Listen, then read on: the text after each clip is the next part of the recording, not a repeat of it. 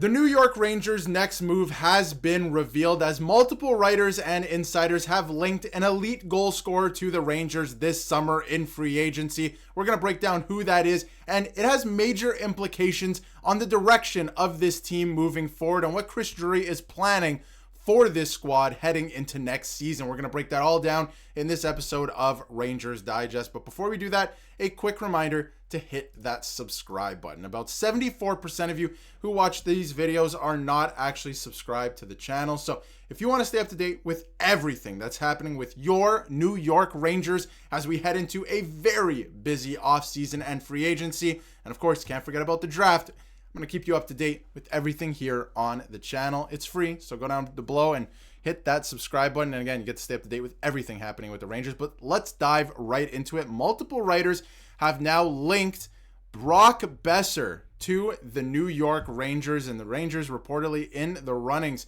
to acquire the top star from the Vancouver Canucks. Now, keep in mind, they wouldn't actually be acquiring him via trade from the Vancouver Canucks.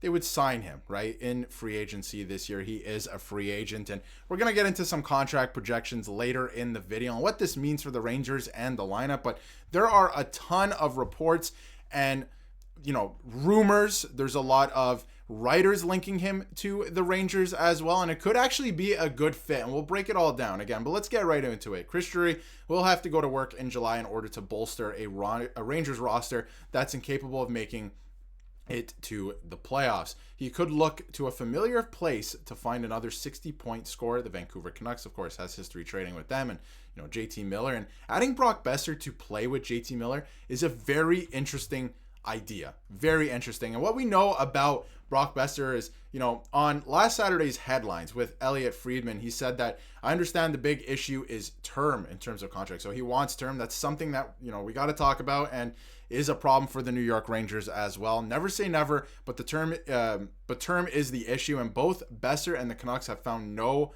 hard to bridge. So again, it doesn't look like it's going to be a short-term deal, anything like that. It doesn't look like he wants that. And it doesn't look like as well that he will be returning to the Vancouver Canucks. Brock Boeser unlikely to return to Vancouver next season. That's from Sportsnet. And again, this is a direct quote. And it says that, honestly, it's unlikely at this point. It sucks. It's unfortunate. I'm just trying to play good hockey. And then I'll worry about everything after that. We all know it's been a roller coaster of a year.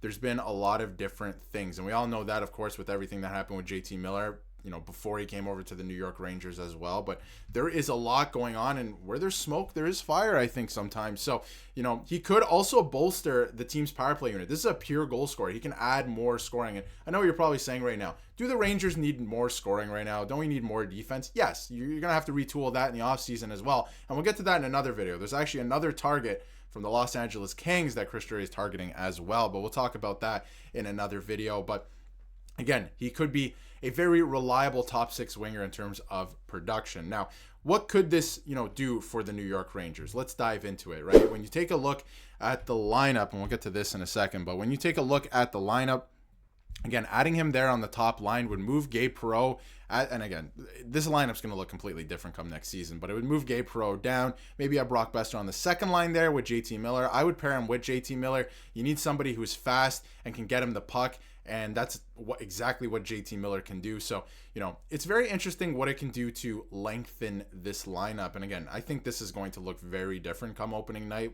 Defense, offense, everything except for the goaltending. We know the goaltending has been solidified with contract extensions, but I think most of the rest of the roster is going to look a little bit different. Some guys are due for contract extensions as well, as you can see here. So there's going to be a lot of that too, or maybe some of them walk, right? It's going to be a very, very interesting offseason for the New York Rangers. But when you look at his advanced analytics, not a defensive-minded player. That's not what he brings to the table. And this year, he wasn't great offensively in terms of advanced analytics, right?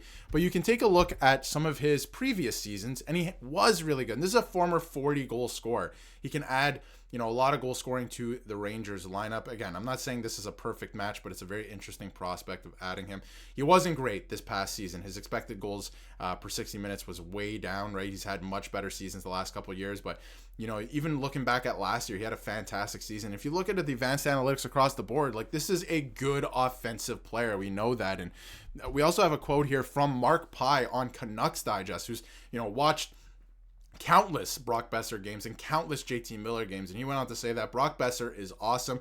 He was elite next to JT Miller during the 2023-24 season, scoring 40 goals. His best moments come in the postseason. This is a postseason player, and the Rangers could use a few more postseason players as well. Awesome in the clutch and will score huge goals when needed. Not the fastest skater, won't be a positive or negative on defense, but overall, a 30-goal scorer at the very worst. Now, if the Rangers can cultivate, the one thing I wanted to touch on is the last part of that quote, that, if the Rangers can cultivate a culture of team defense, which is something that was lacking almost forever at this point, but, a little bit of buy-in. He's not a positive or a negative, but if he buys into the system or whatever they're, going to do with the new head coach, then I think there is an avenue here for success with this player on the team, right? It won't be that bad. So I think it's very interesting with what he can add to the lineup. And again, a lot of people are saying he's not going to leave Vancouver. He's going to go to Minnesota, right? I'm not too sure about that. I think that he is going to leave Vancouver, and is he going to go to, Minnesota? Maybe. He's from there, right? That's been the big rumor for a couple of years now. Maybe he goes to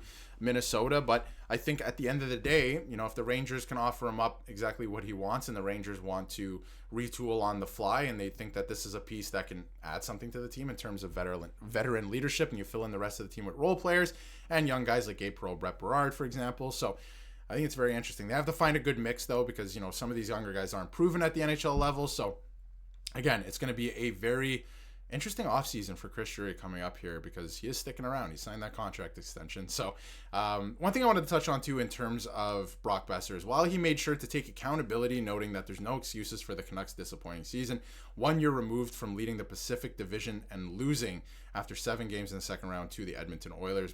Besser did also mention we've had distractions and injuries throughout the lineup this year, but he didn't want to make excuses for the bad year. He said a lot of it was on him, and I like that. Taking accountability. I feel like there was not a lot of that in the Rangers dressing room this year. I feel like JT Miller does that. I feel like Trocheck at least talks to the media. A couple other guys.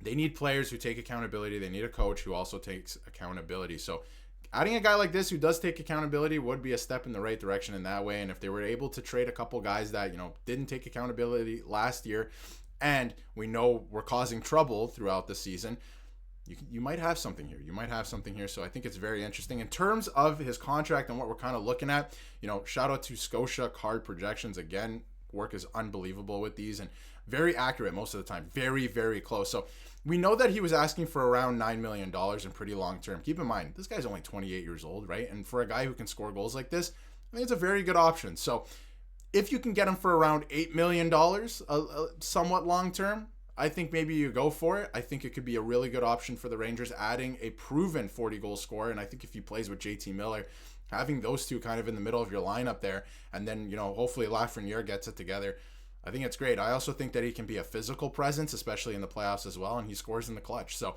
I think that, I'm not saying that this is a no-brainer or anything. I think it's a very interesting option that they should definitely take a look at, especially if Mitch Marner does not become an option in free agency, because, Mikko Rantanen's off the board now too. So who are you going to go out to really make a difference in free agency? They have to retool the defense as well. So Chris Drury has a lot on his plate this coming offseason. But let me know in the comments what you think of the idea of Brock Besser potentially coming to the New York Rangers. I think it's something they should take a look at, and I honestly wouldn't be mad if they ended up making that move, because it adds some veteran leadership to the team. Again, he's only 28, but he's been there, he's done that, he's played in some big games in the playoffs. He shows up in the clutch, and he takes accountability, and we'll see what the contract looks like, but could be an option. Let me know what you think in the comments, and if you haven't yet, hit that subscribe button so you can stay up to date with everything New York Rangers.